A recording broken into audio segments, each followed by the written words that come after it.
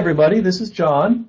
My name is John Goltz. I work at the Digital Strategies Department at the AFL-CIO, and I'll be assisting in this training. Now, if you have opened the MC Screen Share program, you should now see a message that says, "Hi, we'll get started in a few minutes." So could you please press 1 on your phone? I'll see your hand raise if you do that. So press 1 on your phone if you can see that message.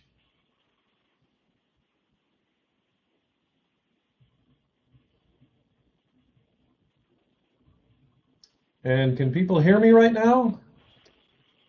It's possible that people cannot hear me. Okay.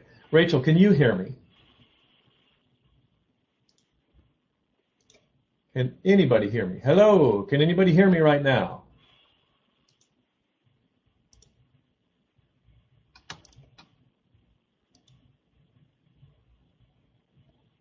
Hi, this is John. Can anybody hear me? All right, something's gone wrong. Okay. Hi, this is John. Rachel, can you hear me? I can. Okay, I had something wrong there a second ago, but that's now fixed. Everybody, hi, my name is John Goltz. I work in the Digital Strategies Department at the AFL-CIO, and I'll be assisting in today's training.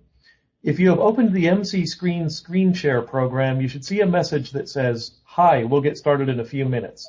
Could you press 1 on your phone if you can see that message? I'll see your hand go up if you press 1. Okay, yeah, I'm starting to see a lot of 1s go up. Okay, I'm going to go ahead and put your hands down now. And I believe I need to mute a lot of people. There we go. Okay. So let's see. If you have any trouble seeing anything, or if you have any trouble logging on at all, you should see all of your login and screen share information in your reminder email. And you should have received that about an hour ago, 1 hour before the start of this training. So I'm going to go ahead and hand you over to our trainer, Rachel, and she can take it from here. Thanks, John. Hello, everybody. My name is Rachel LaBruyere, and I'm going to be your trainer today. The original trainer that was listed for this training was Lee Anderson, but I am filling in. So I have some big shoes to fill. Lee's quite a good trainer, but I'm excited to be with you here today. Today we're going to talk about email best practices, and I'm sure everybody has heard this spiel by now, but just in case you haven't, what is #1U? That is the hashtag for anything union related on Twitter. It's actually part of why we call this training series the 1U Digital Training Series. We want to make sure people already know that there's a robust conversation happening online about unions and the labor movement every single day, and that we really need to be joining it. So I'm going to go ahead and dive into email and best practices. And first, I'm going to tell you a little bit about myself. Again, my name is Rachel LaBruyere. I'm the Deputy Director in the Digital Strategies Department at the AFL-CIO. Today, I'm currently training you from Cleveland, Ohio, where Lee and I are actually at a field training talking about some other digital tools today. So scattered across the country talking about digital. It's very exciting. So first, why email? You may be saying to yourself, "But Rachel, we have Instagram, we have Pinterest, we have Snapchat, we have all of these new ways that we're interacting with people online. So why email? I've heard email is dying. I've heard it's dead." I'm here to tell you that email is not dead. And for those of you who are Monty Python fans, you might recognize this picture on the screen. He's not dead yet. He feels fine. Same with email. Email is still the best driver of action at your disposal. It allows you to reach people directly and quickly in a timely way. Social media is also something that allows you to reach people quickly, but not totally directly. When an email lands in somebody's inbox, that email has their name on it. When I get an email from the AFL-CIO, that email says, "Dear Rachel, here's why we need you right now." It's still one of the best ways to drive action when you need it, and it's going to get you results. So I'm going to talk a little bit about email program objectives. Not sure how many of you on the phone already have an email program. Maybe you're thinking about starting an email program. But I'm going to talk about what, in my mind, are the top 3 objectives for any email program. So number 1 is a healthy email list. And you'll notice that I didn't actually say a large email list. That's because what I mean by healthy is that maybe you have a decently sized email list. Maybe you have a huge email list, but a very tiny proportion of people on your list actually take action when you need them to. My team likes to argue that we'd prefer a small but active list as opposed to a very large and inactive list. So when I talk about a healthy email list, I mean a balance between those two. Of course, you want a list that's decently large enough that when you ask people to take an action, for example, to email a state rep or to make a phone call to a local elected official, you want enough people to take that action that it matters. But you also need to make sure that you don't have a huge email list just to say, hey, our list is gigantic, while most of that list isn't taking action. So the first objective is a healthy email list that's engaged and that's listening to you. Number 2 is to better engage your members. And these first 2, of course, go hand in hand. But it's not just about a one-way communication. It's not just about, hey, I'm going to send you guys a newsletter just so you know what we're up to. You're actually educating people. You're building relationships with people. You're building trust with people. They know when they receive an email from you that it's something that's important, it's something that's timely. They know that they should probably open it because odds are good you've sent them that email for a good reason. So once you build up that relationship and that trust, you can really activate people when you need to, especially in rapid response scenarios. So when we say engage your members, that's not just your members if you're a union, but also potentially the general public, supporters, activists. But keeping them engaged is really what your email list should be all about. And then the end game in my mind, and perhaps the most important of these 3, is maximizing your impact. I once had a colleague say, well, the whole reason to have an email list is to keep building it. And I said, that's not true. The whole reason to have an email list is to have impact. At the end of the day, what we really care about is this email list actually getting me what I want at the end of the day, which is winning more campaigns, making more of an impact, amplifying our offline actions, maximizing what we can do. And a good example, I think, of this is, maximizing your impact specifically on offline actions. Say, for example, that you have a lobby day or a rally where your members are going to be really visible at the state capitol. But you also want to make sure you have this whole list of people that you talk to consistently about whatever campaign it is you're working on that day. You want to make sure that you're letting everybody on your email list know, hey, can you send emails into, these representatives while we're there to lobby them on whatever issue it is? That's maximizing your impact, and that's how an email list can really bring true added value when you're talking about campaigns and tactics.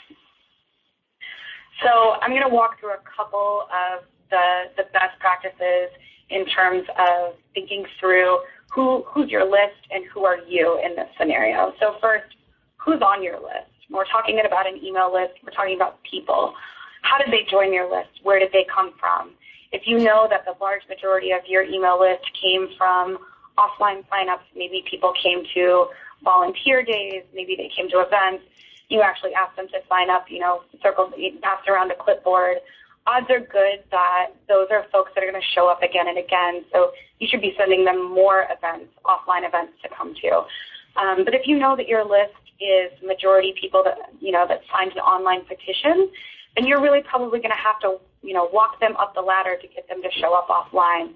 So maybe you know that you need to send them more basic asks at first and then walk them up to the point where they're going to do something like show up at an offline event, which is what I would like to call a high bar ask. But make sure you're thinking about where your list is coming from. We do this a lot at the AFL-CIO, but we really think about, how did they come on the list? Because we know that our list, for example, is actually a list that's been cobbled together over many different years under many different teams. So there's pockets on our list that behave similarly, but not all across the board. It's not always consistent. But always be thinking, how did these people get on the list? And then what's your relationship with them? Are the majority of people on your list people that you know are members of your union? In that case, you're probably going to talk to them slightly differently than you would people who are general public, for example. But always be thinking about, what is it that my organization or my union is providing to the folks on this list what's our relationship with them? What are they looking to us for? For example, on the AFL-CIO's list, most often people are looking to us for what's the thing that's most important right now that I need to take action on to make sure that I'm standing up for working people. And then do they know, the last question is, do they know why they're on your list? So sometimes you can have people that sign a petition but don't realize they get added to your list. Oftentimes my team will run online ad buys where people are actually clicking through the ad and then signing up for our list. So what we like to do is make sure we send what's called an onboarding email where we sort of welcome them and ease them into the list before we just throw them into the mix with everybody else. So really making sure that people that are joining your list know why they're joining, you're giving them a good reason to join. And then when you're following up, you're being consistent and saying, you joined this list because you care about working people. Here's the next thing we're going to ask you to do to make sure that you're fighting for those working people. Equally as important is, who are you? What's your brand or your identity on email? At the AFL-CIO, we put together actually a style guide for our emails that talk about sort of the tone that we want to strike when we're writing our emails. We want to be both personal, but also want to make sure that we're being authoritative on the issues that we should be experts on. So really think about, what's the brand or the identity or the tone that I'm trying to strike on my email list overall, and make sure that you're being really consistent with that. On an email by email case, not just overall, is it clear who this email is from? One of the biggest mistakes that people will make when they're getting started on email is they'll actually send emails from an organization as opposed to an individual. There is data to back up the idea that people are much more likely to open an email from a real person than they are, for example, from the AFL-CIO headquarters. So make sure that you're choosing a sender that you're going to use over and over again. Oftentimes, for example, if it's state fed, people like to send from the state fed president. But the third bullet point here is, why the sender? Maybe you have a policy director who's a real expert on finance policy. So anytime you're talking about any budget issues, anything that has to do with finance, you're sending from that person. Maybe you have one person who is your immigration campaign manager. They are the person that's totally responsible 100% for the immigration campaign. So if you're sending anything on immigration, they should be the sender. Really think that through. And what that means is, over time, those folks on your list are going to come to identify certain names with certain issues because they're going to see them over and over. And that's part of what we talk about when we talk about building trust. You're really building trust with the folks on your list, that when they see an email from, for example, somebody that we use very often on our emails is Dan Silvers. He'll talk about everything from unemployment to free trade. He's really an economic policy expert. So people have really grown. We've grown an identity for him on the email list. So we've seen his open rates actually go up when we're sending emails from him. So really think about, who are you sending from, not from an organization, and you can really build up those names over time. The next very basic thing I'm going to talk about is subject lines. Subject lines are incredibly important when you're trying to drive action, when you're trying to have that impact that we talked about before. A subject line is what gets people in the door. 100% of people will not take action on an email that they do not open. And one of the things about email is that it's a crowded playing field at this point. I bet the majority of you on the phone right now have some emails that are unopened in your inbox right now. You're probably on multiple email lists. So, that subject line really needs to cut through the noise. It needs to stand out. It needs to give people a reason to click on that email and open it and take action. So I have 3 examples of subject lines here today, A, B, and C. I'm actually going to ask to see if anybody wants to press 1 and tell me which one they think is the best and winning subject line here.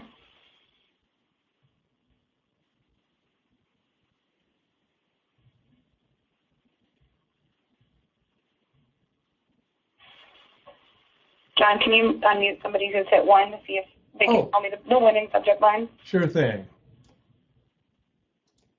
Okay, this is Shelly Michalak. I hope I pronounced that right. No, it's Mahalik, but that's okay. My vote it's totally cool. My vote is for B. They did it. So tell me a little bit about why you think B is the winning subject line. What did they do? I'm curious. The other ones are too long. Yeah. The May 2013 Capitol update is like just not interesting. That's snoozer. Sure. So, yeah, absolutely. That's what I think. Cool. Thank you, Shelley. I appreciate you chiming in here. And I really am excited that you used the word curious on that B subject line. So that B subject line is operating something that we call the curiosity gap. That means exactly what Shelley just said. You see that subject line and you're like, wait, I want to know what they did. I have to click through this email because I really want to know what they did. However, subject line A, we already told you what they did. We already told you what just happened. So why do you don't even have a reason to actually click through and read that email anymore. You got everything you needed in the subject line. That's too much information. And then with C, May 20th, 2013 Capitol update, that sounds so boring.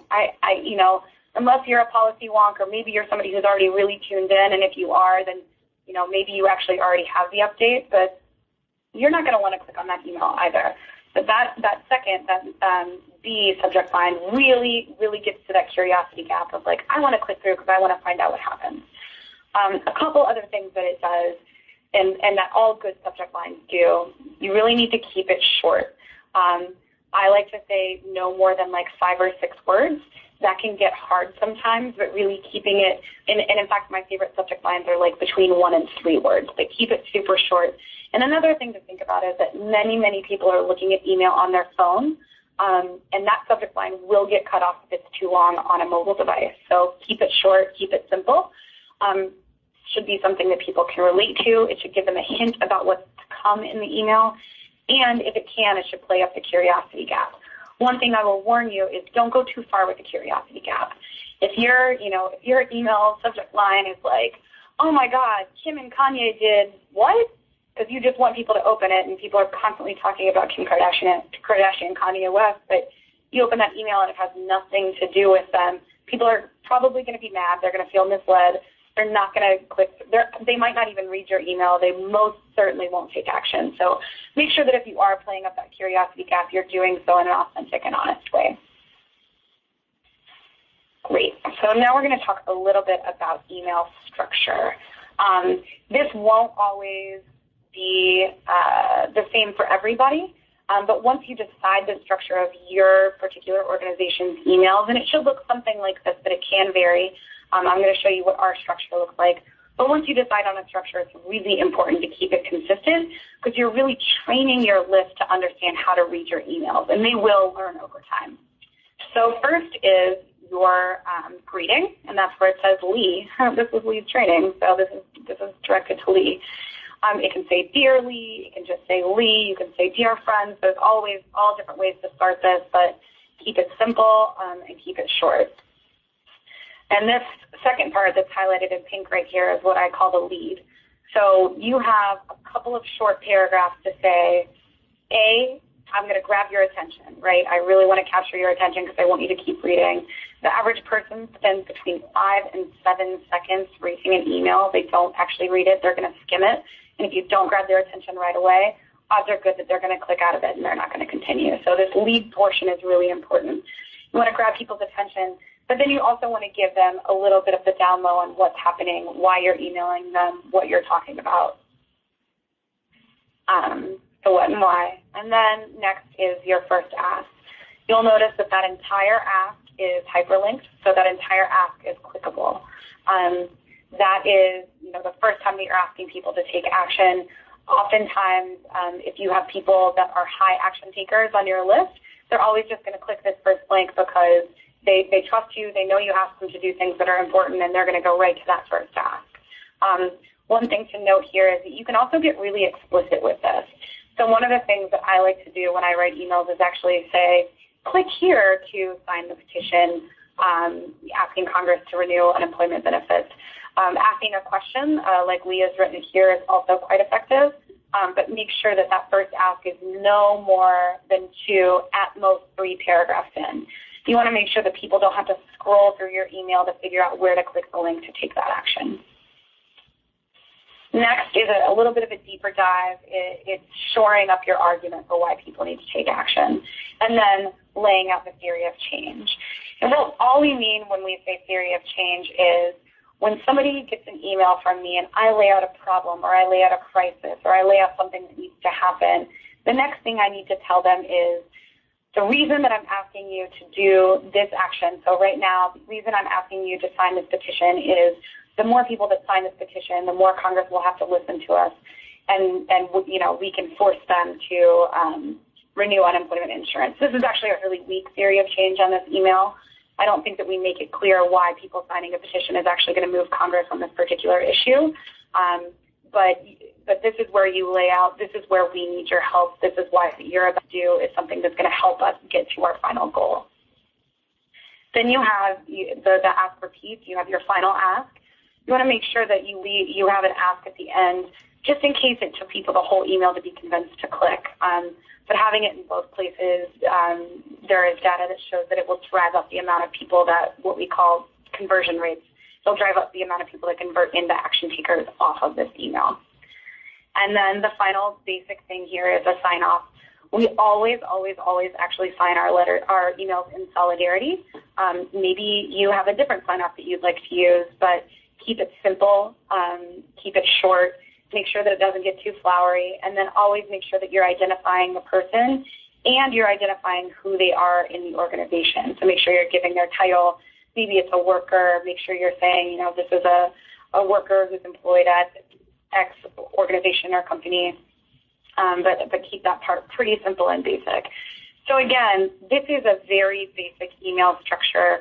I've worked on other teams where our structure has been slightly different, but this is about as bare bones as it gets. So if you don't have a set email structure now, I would really encourage you to have your program be really consistent with that structure, because like I said, you're really training your supporters to understand what to expect when they open that email, where to look for the ask, where to look for the information that they want. Maybe some people are only interested in those first two paragraphs and, the link to take action.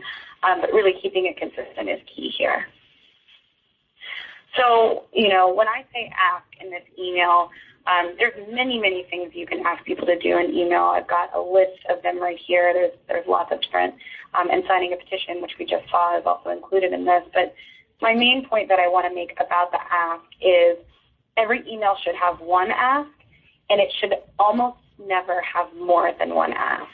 Oftentimes when, I'll get an email from an organization that has like 7 bullet points of things that I could possibly do to help the campaign. And testing has shown that when you give people multiple options, it actually drives down them choosing anything. If they have too many options, they don't know which to click, they may just close out of the email or ignore it. But giving them that one ask means you're making it that much easier for them to say, I know what I need to do. This is what I need to do. Let me take this action now.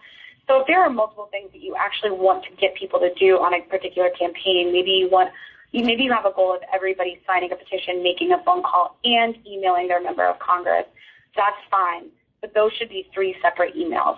You should not be mixing all 3 of those asks into an email. It will just have less impact because less people will take action. But you can also get creative with asks. We've done, take our poll asks. We've asked people to take quizzes. But it's really about what your goal is, right? If your goal is petition signatures, of course your ask is going to be sign the petition. And one thing I would encourage you to do is know your ask before you write the email. Don't write an email and then go back and just, copy and paste in this is what we decided you should do, ask in there. The entire email should be written specifically to persuade people to do that specific action. So make sure that you know what your ask is before you start writing, and it's really a central key of your email. So I'm going to dive a little bit further into theory of change, but what does a theory of change look like? This is another email that was actually written by my coworker, Andy Richards, working with the Writers Guild on a wage theft campaign on studios that actually produce Cesar Millan. I don't know how many of you are familiar with Cesar Millan. He is the dog whisperer. I actually quite like his show because he helps me be a better dog owner. I'm not very good at training my dog. But if you read this here, where the ask is, sign the petition to ask Cesar Millan, who's, got celebrity status, so is somebody who could have pull at these studios, to stand up for producers of his new show and say no to wage theft at ITV Studios. So we give a little bit more here about, how egregious this wage theft is. And I'm just going to read this to you guys, ITV Studios isn't the only violator, but is one of the more successful and profitable production companies in New York, and one where writers and producers have chosen to unionize. It should be setting a good example for the rest of the industry to follow. But it isn't going to do the right thing on its own. This is really the heart of the theory of change. ITV Studios isn't the only violator, but we're going after them because it's been really successful, it's been profitable, and it's one where people have unionized. So it's one of the good actors, right? We are saying we're not villainizing ITV. It's one of the good actors, but we need to make sure that they're really standing up for these workers. And it's not, and ITV isn't going to do the right thing on its own. So we're really clearly laying out, this is why we're choosing this target. This is what we're asking them to do. And this is why we think asking them to do this is actually going to get us to winning this campaign, which is where we need to get to. So this is what we mean when we talk about theory of change. And you're not always going to be able to have a exceptionally stellar theory of change. You just saw on that unemployment benefits email, sometimes you just need people to sign a petition, and perhaps that's because that's your low bar ask, and then next week you're going to ask them to make a phone call, which you really think does have a more solid theory of change in terms of getting you to that victory point on your campaign. But every email that you're sending that's asking people to take action specifically on a campaign should have at least some theory of change. It should be something that you really dig into after that first ask, and it should be something that's simple enough for your supporters and your members to understand why taking this action is important. A couple of other just tips and tricks here. Images, people really like images in emails. People like pictures in general. If you're going to include an image in your email, though, make sure that it's clickable. Anytime that somebody's clicking your email and not actually being sent to your action page is a missed opportunity to to convert that person into an action taker. So if you include a picture, make sure that it's hyperlinked directly to the action page, so that when people click, they actually land on the correct page where you want to send them in the first place. And then on timing, I actually get asked this question a lot: what's the best time to send emails? There can be moments where timing is everything. For example, on breaking news, or if you know that a bad bill in your state is going to vote at 2 p.m. the next day, probably going to be incredibly important that you send an email asking people to call and, tell their elected official to vote no on this bill as early as possible that morning, because the vote's going to happen that afternoon.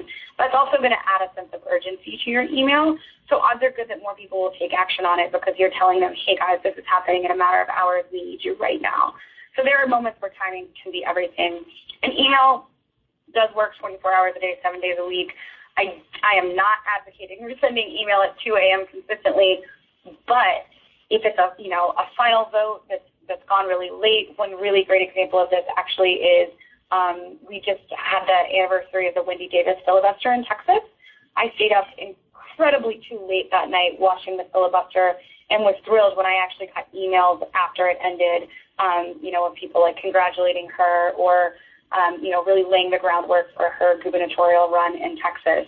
So if there's something really exciting happening and it is happening really late, sort of after business hours, it's still okay to send on it because sometimes time it can really trump the rest of the basics here. That being said, don't abuse that because people will unsubscribe from your email list if you wake them up at 3 a.m. with something that's not actually urgent and or that exciting. And one of the things in the email world, and I'm not as big on this, but it can be extremely helpful at times, is being quote unquote the first. So, for example, a really great example of this yesterday is actually the Harris versus Quinn ruling. I actually have some friends who are email practitioners that took to Twitter to basically say, I'm ranking Harris versus Quinn responses as they come in.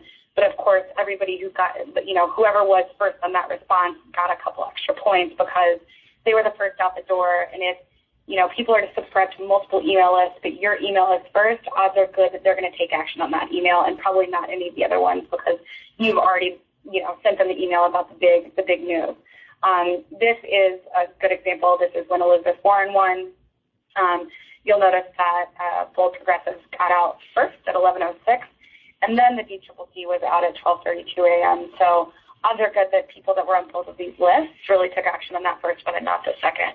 I personally, my personal philosophy is that this is not quite as important because you can get sloppy with it. And, sometimes when you're rushing to get something out the door, it goes out with a typo, or maybe it's not as strong as it could have been, or maybe you're not ever going to be the first. Somebody's already gotten out. So you should really take your time and think about what your response is and go ahead and let that happen the next day, not the day of. But timing can be really important in email because it's such an immediate form of communication. If something's really, really timely, getting it out at that right time can be helpful. That being said, the general rule of thumb is if you're asking people to do things like make phone calls, don't hit send on that email any later than 2 or 3 p.m. that afternoon. Nobody will be answering the calls after 5. So you want to make sure that you're giving people enough time to do the thing they need to do based on what the ask is. If you're asking people to show up and to, if you're asking people to RSVP to an event, don't send out that RSVP the day before the event. Give people enough time to plan. Send it out a couple of days before. 2 to 3 is what we like to do. So really thinking about your ask, what is it you want people to do, and make sure you're basing your timing around that in a realistic way. How much is too much? Some people like to brag that they send an email to their list, like 3 times a week. That may be overkill. It may not be, but you really need to find that happy middle ground. One of the things that I've heard from people who don't necessarily have a full staff that's working on the email list, maybe it's like a part of one person's time. Every other week has been a good sort of rhythm for them. That means that people aren't forgetting about them, but they're not also overloading A, their staff, and B, their supporters with lots and lots of email. And I would say as a baseline, at least once a month. If you're going more than a month without emailing your supporters, some people might even forget they're on your list, and the first time they see that email from you, they're like, what is this list? I don't remember it. Who is this coming from? And maybe they'll unsubscribe. But I think that the basic best practice that's been established at this point is once a week. My team is actually going to be running some testing during the election this year to see if that still stands up. Because oftentimes when something's urgent enough, you can email people twice a week, even 3 times a week. If all 3 of those things are super urgent and they want to know about them, they're not going to care. They're going to be grateful that you got them the information. But, find what works for you. This is something that you can test, and people have questions about that afterwards. I'm happy to talk to you offline about how to test email frequency, but figure out what works for your supporters, the people on your list, but then also your staff. You really have to be realistic about how often you can be getting an email out the door because it does take time. But people love me. They want to hear from me all the time. And this, I will say that this is different for people that are, for example, running a candidate campaign. They can run their list into the ground and email every single day because after Election Day, it doesn't matter. That's not really true for what I'm assuming are the majority of the folks on this call.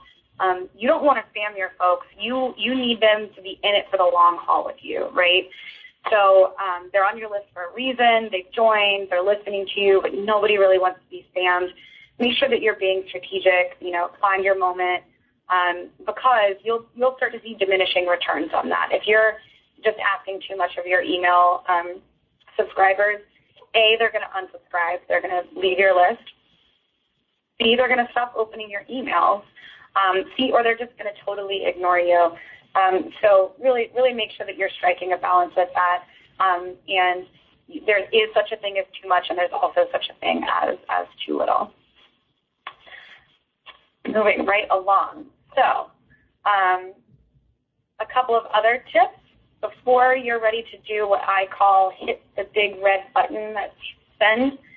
There's a couple things that you always need to make sure you do. Whoever's drafting that email, the very first thing you should do once you write that first draft, before you send it to anybody else on your team, before you do anything else with it, read it out loud to yourself. If it feels weird, if you feel awkward reading that, those sentences that you just wrote, those paragraphs that you just wrote, odds are good that it could be improved upon. So read it out loud to yourself. Does it sound like something that a real person would say? If not, go back and reword it. Oftentimes I think that people try to make emails sound fancier than they need to be. Really simple, concise language is what we're looking for, that illustrates a point, that gets specific. So read it out loud to yourself first before anything. Read it out loud, make your own edits, get to a point where reading it out loud feels right, and then find a good editor. So on my team, we like to group edit. Whoever drafts the email will send it. There's 3 others of us on the team that really are focused on email. Whoever writes that email will send it to all 3 people, and we'll give feedback, and we'll ask questions, and we'll ask them to clarify certain points, and we really go through a round of group edits. And that can be really simple. It can be a super solid email, and we don't have any edits, or we have very few edits. There's never, and we don't have edits. We all love editing. Or it can be a really complicated, process, because maybe this is a wonky issue that we're really trying to distill down, and it takes a couple of rounds for us to get to a place where we really like the email. But find a good editor. I actually personally think that editing is just as important as writing in email. If you find, editors that you trust that make your work better, that's just going to make your program that much stronger. Proofread, then proofread it again, then repeat. I can't stress enough how often you should make sure that you are proofreading what you have written, even before you have other people review it. There is nothing worse than, having a misspelling or a typo or a mistake that's in an email, and you don't realize it until after you hit send, and then you can't take it back. You have to just stare at that mistake in your inbox and know that it's in thousands of other people's inboxes just waiting for them to also see the mistake. So proofread for your own sanity's sake, but also for quality assurance. Other things you should be checking on are spelling. Don't always just rely on that little red squiggly line to tell you when something's misspelled. Really go through it with a fine-tooth comb. Check links. So anything that should be linked, you should be double-checking that it's actually clickable and that it's sending you to the correct landing page. I could tell you horror stories about people accidentally sending people to a different landing page that was something that they were reading, or like somebody's Facebook page. Make sure that it's going to the correct action page that you want people to go to, and then check your facts. Not everybody has a stringent email process. On my team, a lawyer will see literally every single email that goes out of our shop. I do not recommend that. It's a really cumbersome process. If you already have that process in place, you probably know it can be cumbersome, but work with your lawyers, have conversations with them about your own email best practices, and you can get to a better place with them. But if you don't have lawyers, make sure that you're checking facts. Oftentimes the emails that we're sending out specifically around issue campaigns and about some of the more like wonky things that we want to talk about, Harris versus Quinn is actually a really good example of that. Make sure that you have somebody on tap to check all of those facts, because there's nothing worse than sending out an email and then having somebody say, actually, that like one fact that you are resting your entire argument on is wrong. And we never want, the other side, any of the antis that we're working against to find that and then be able to list that up as, unions spreading misinformation, which they inevitably will. So make sure you check those facts. And then last, but certainly not least, have somebody that didn't write the email review it. On our team, we actually like to have somebody who didn't write or load or create any of the landing pages for that email review it. Oftentimes when you've been working on an email for a few days, you're so close to it that you can't actually see the gaping holes or the mistakes, or your email has gotten what I like to call Frankenstein, which there's been so many people editing it and adding in things and taking out things that it actually barely makes sense anymore. But you don't realize it because you've been so up close to it for those few days that you can't actually see it anymore. You're not objective. So have somebody else who didn't write it, who hasn't been working on it, review it. The best thing to do is actually find that person and have them always be the person that reviews it. This is what my team calls proofing. You have somebody proof that email, and it should be somebody that's outside of the process. Then what? What am I supposed to do now? What happens? You've done all the right things. The person on your list, that email landed in their inbox. They were so excited. Your subject line had an amazing curiosity gap in it, and they were like, oh, I got to know what this is about. They open the email. They're ready to take action, but where are you sending them? Make sure that you have a landing page. And what I mean by that is when people get that email, for example, that email about signing the petition about unemployment benefits, when people get that email and they click on that link, where are you sending them? Then what? Make sure, here's a couple of things to make sure that that landing page both does, you do and don't do on that landing page. Make it simple. You should not be, if you want people to do one thing and that one ask, make sure you're not sending them to a page with 1,000 different options on it. Make sure you're not sending them to a page where they have to actually scroll down and down and down and down and down to find the area where they need to fill out their information to sign that petition. That it should be front and center. You should make it as simple as possible. And remember that every additional step you throw in there, so say you send them to a landing page where they actually have to click another button in order to sign the petition, you're going to lose people every time you add in an additional step to taking that action. So make sure that landing page is simple, keep the language simple, keep it short, make sure people don't have to scroll to figure out how to take that action. And remember that, each additional step people have to take to complete that action is really throwing up a barrier for them, and you'll have a lower overall action rate because of it. All right, and then finally, amplify your message. Share pages after people take that action. This is something you'll hear referred as a share page. Sometimes people will call it a daisy chain. But all that means is after those people take action, but they're still there, they've taken action, we've gotten them to the place we want them, maybe they could do more. So what we like to do is send people to a share page. And you'll see here, this is actually using a program called Share Progress. If folks are interested in it, we can definitely talk about it afterwards. It's really wonderful. Gives you lots and lots of analytics on your share page. But we send people to a share page where they can send an email to a friend and say, hey, I just signed this petition. You should probably sign it too, and here's why. We write all that copy in there, so all they have to do is click a button and fill in their friend's email address, and they can send an email. Ask them to post it on Facebook, right? Make sure that they tell their Facebook friends that this is an action that maybe their Facebook friends should also take. You'll see that includes a thumbnail, a picture in there, and then click here to tweet this out. So a share page is not, you don't absolutely 100% have to have a share page attached to your action in order to send an email on it, but it is a best practice because it really just helps amplify even more what you're asking people to do. Maybe that person takes action, then they send their friend an email, that friend takes action too, and that's a friend that has never taken an action with you before. You just got a new subscriber on your email list just by including a share page. For those of you who are on Salsa has the ability to do share pages. If anybody is interested in doing Share Progress, definitely let us know. We'd love to talk to you about it. But share pages are a really, really great way to, in a very simple way, maximize the impact of your program. And then testing. So, people are always asking, well, I've heard that you can run tests on your email list. What should I be testing? There's an infinite number of possibilities of things that you should be testing, but a few that we have listed out here are subject line tests. We also sometimes refer to those as A/B tests, where you test one subject line against another.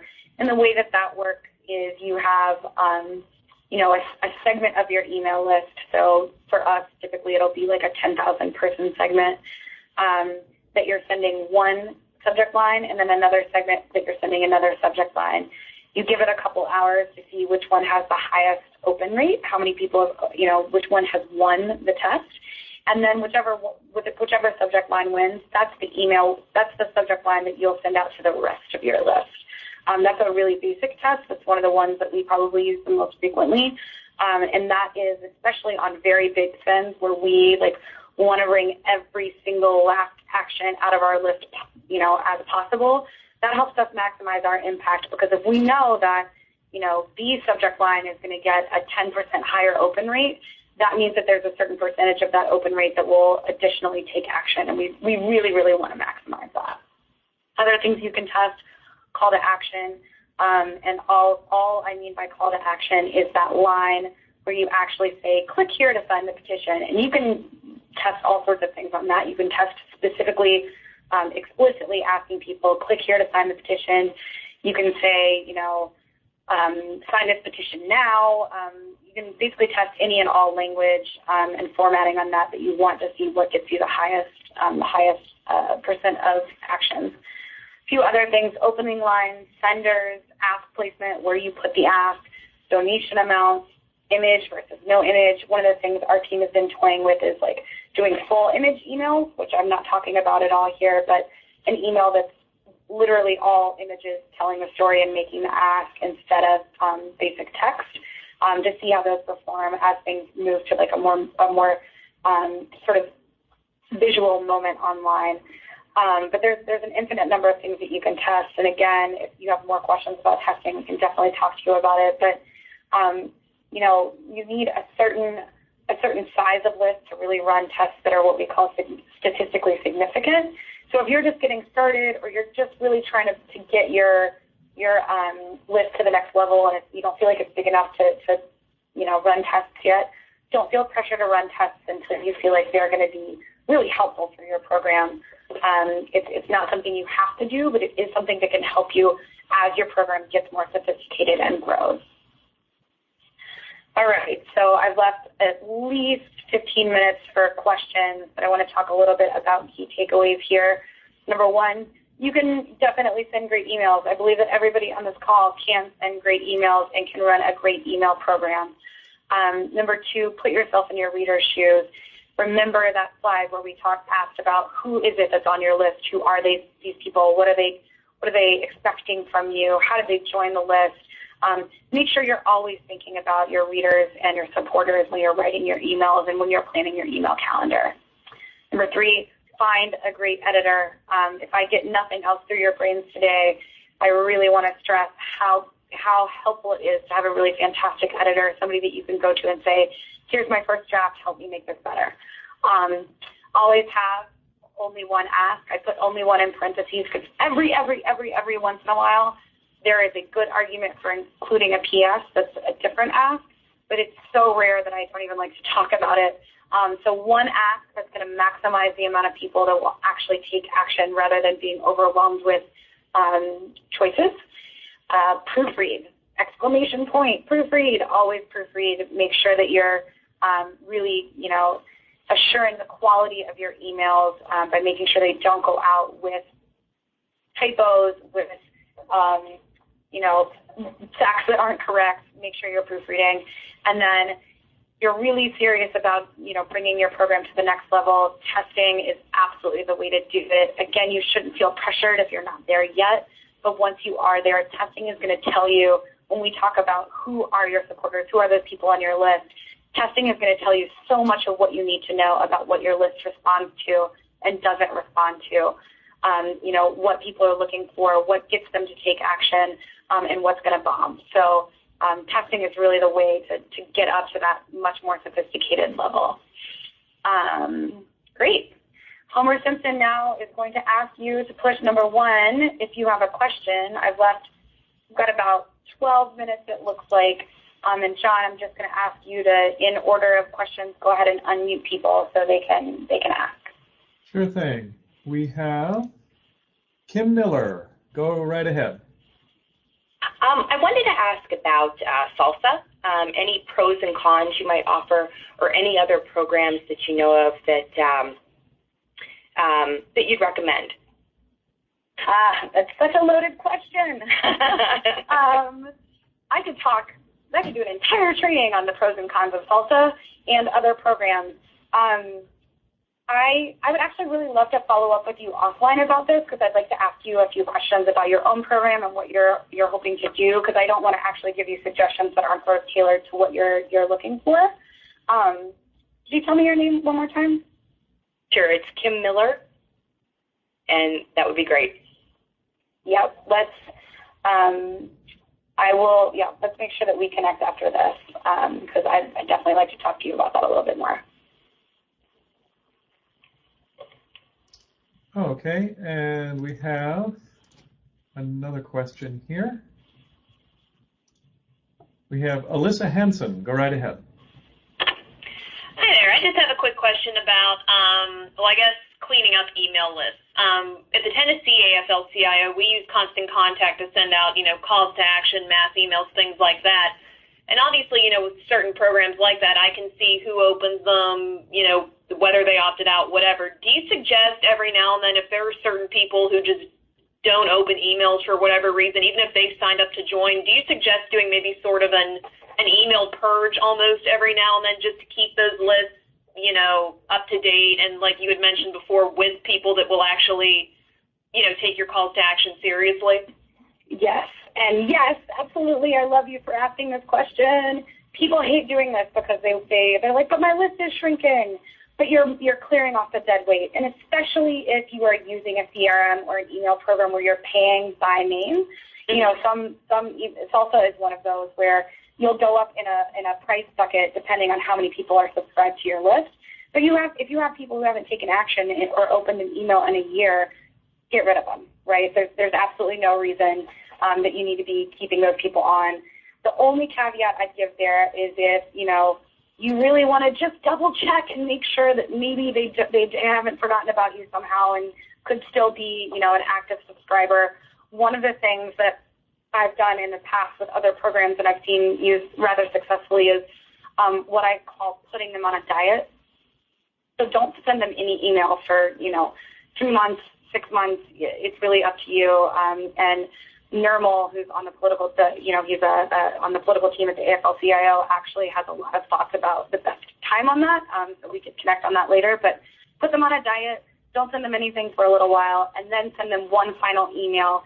And for any of those folks who, because they haven't seen you in a while, and then there's the novelty of you popping up in their inbox again, if they do click on it or open it, you could keep those. But by all means, get rid of any of the dead weight. There's really no reason to keep them on, especially if you're paying by name in your CRM. Okay, thank you. Yep. Okay. I don't see any other questions unless somebody's just holding out for a minute or two. Oh my God, I did such an amazing job that nobody has any questions on email at all. That's remarkable. There's really no more questions. I figured you guys would be all over this. I don't see any hands going up. Go ahead and press 1 on your phone if you have any questions. I don't see a thing. All right. Well, if there are no final questions, one thing I do want to make sure people have, and I'm going to type it up here so you can see it, is my email address.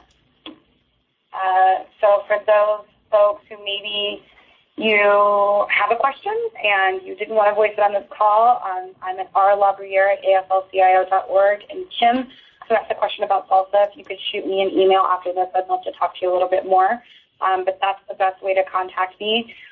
You can contact me to ask about anything I covered in this training. You can also contact me to ask about anything else that's digital related. Totally happy to answer your questions, and appreciate your time today. And I hope that I did Lee's name justice for filling him in for him today. I'm sure you guys will be talking to him again in some of his later trainings. But John, if there's no more questions, I guess we're good. Yeah, just one final note.